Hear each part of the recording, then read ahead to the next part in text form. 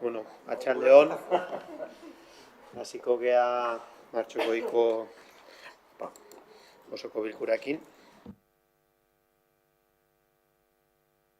Lehenengo puntu bezala, aurreko udalbatzarreko egindako batzarren aktan zirriborroa onartzea.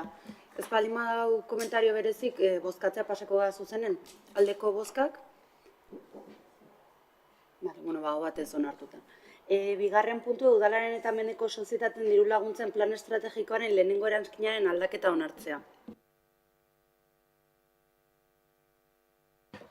Bai, hemen bakizu informazio batzordetan azaldu genduen bezala, hemen eguneraketa bat planteatzen da, Ordizia Zabalik diru laguntzetan, ekarpenak haunditu ditugu, laguntzak haunditu dira, eta hori egokitzeko, eguneratuta juteko ekarpen haundipen hori diru laguntza plan estrategikoarekin hori da planteatzen den aldaketa.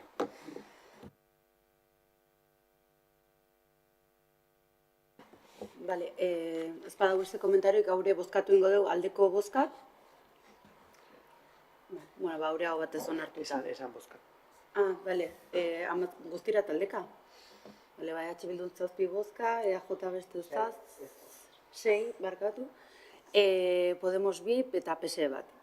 Hurrengo puntue, 2026 ekitaldiko... 6 behaiek. 6 behaiek.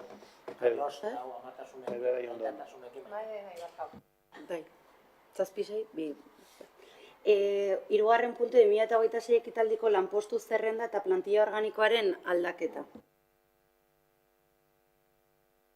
Hemen ere, batzetzate antolaketa informazio batzorden, bai azaldu genizuen, goaz egin beharreko eguneraketak iten, da guain kontan planteatzen den aldaketa da, euskara sailburu postu horri hezkuntzako funtzioak ere ematea, eta horrek dakar postu horren berregiturak eberta bat, euskara eta heziketa arduraduna izango dalako, eta aurretik zegon errepetean, naiz eta funtzioetan ez zitzaion inongo funtzio horik ematen izenburuan edo lanpostuen izenburuan, bai kulturako arduradunari beste gauza batzun artean, jaiak eta bartabar, hezkuntza ere jartzen zitzaion, orduan hor ere aldaketa egingo da eta txukunduko da, eta hezkuntza izenburu hortatik kendu, eta hezkuntza pasako zaio euskara utxik, momentu honetan utxik dagon euskara saileko arduradunari. Guk, jaitzen dugu, gu hasten ditu ingo geha, ikusten dugu, ondo iritzi zaigu hezkuntzako teknikari inpostu sortzea, eta bere garaien egu egon ginen planteatzen beste bi teknikari zerenen batei jartzeko hezkuntzako teknikari bezala, eta baino ikusten duguna danen imardala eraldaketa bat, eta nola baita aurrekontuko nartu ginuztenen hasten ditu ginen baita gai honekin, goen kontan ere hasten ditu ginoak orentzen gatio.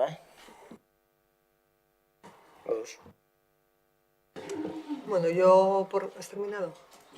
Por mi parte, pues bueno, también un poco por coherencia me voy a abstener, también me abstuve en el mismo punto en el tema de presupuestos.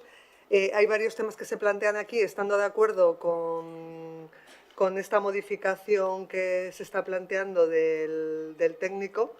Sí que entendemos que hay algún caso de alguna persona responsable, como decíamos, que requerimos, que creemos que tiene que estar al 100%, porque en este caso pues estamos inmersos en el desarrollo del Plan General de Urbanismo y en el Plan de Vivienda, y no entendemos que sea la única persona responsable que esté al 75%. Y por otro lado, entendíamos también que la relación de puestos de trabajo tiene que ir unido no solo al desarrollo de un reglamento, sino a la presentación de un cronograma para establecer la cobertura de esas plazas con una calendarización, con un plan concreto que todavía no tenemos. Y además, en la relación de puestos de trabajo que se incorpora, pues veo sobredimensionado en este caso la exigencia del perfil de euskera. En la gran mayoría de los puestos tiene un requerimiento del C1, considerando que en aquellos puestos de responsabilidad sí se debiera de requerir, pero en otros puestos no, lo que puede conllevar a que pues, bueno, no puedan acceder a esos puestos pues todas las personas que quisieran acceder, pero que pueden perfectamente hablar euskera, y bueno, pues por todo esto me voy a abstener. No voy a votar en contra porque entiendo que creo que es un trabajo que espero que se vaya a realizar, que ya lo he solicitado, y como digo, pues la modificación que se plantea pues la veo correcta. Nosotras partimos de algo que creemos que la estructura municipal no es estática, más bien creemos que debe ser dinámica en función de ir adaptándose a las nuevas necesidades, a las cargas de trabajo, a los servicios que tengan que atenderse. Por tanto, mantener la RPT al día, actualizada, para nosotras evita a futuro algún tipo de conflicto en contratación e incluso puede, no sé, verse inmersa en determinar las funciones del personal. Por eso pensamos que reorganizar los puestos permite que seamos también más eficientes y poder brindar un mejor servicio a la ciudadanía. Por eso votaremos a favor de la propuesta de modificación del puesto de trabajo.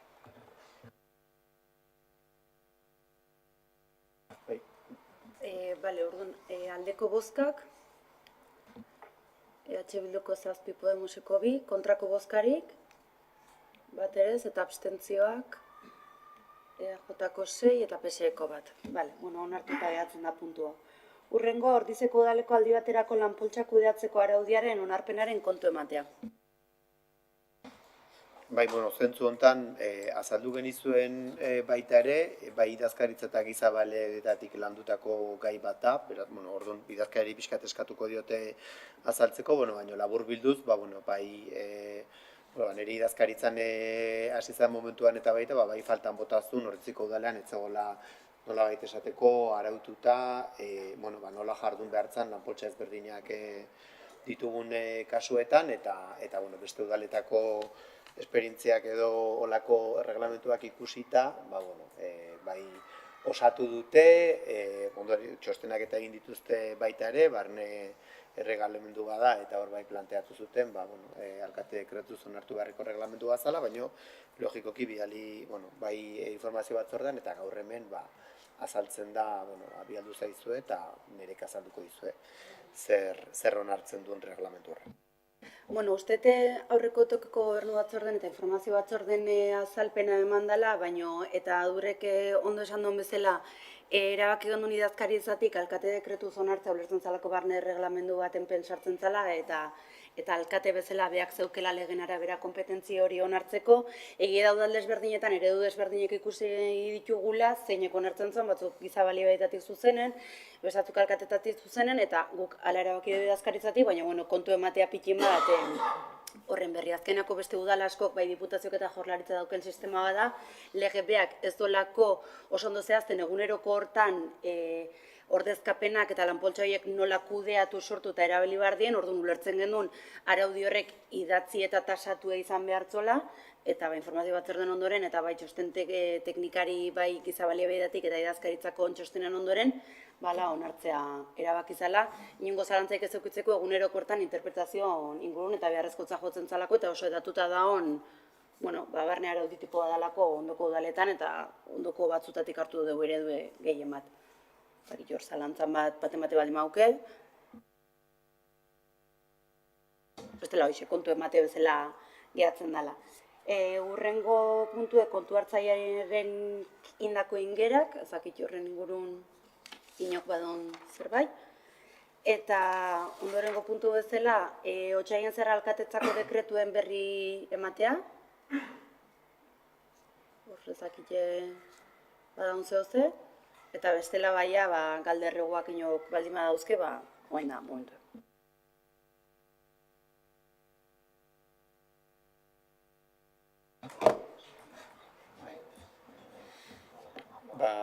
Bai, ez badao inungo galderreguik, bai, hemen bukatzen dut. Bale, bukatutzat emango deu. Errekorra. Eskerrik asko denei.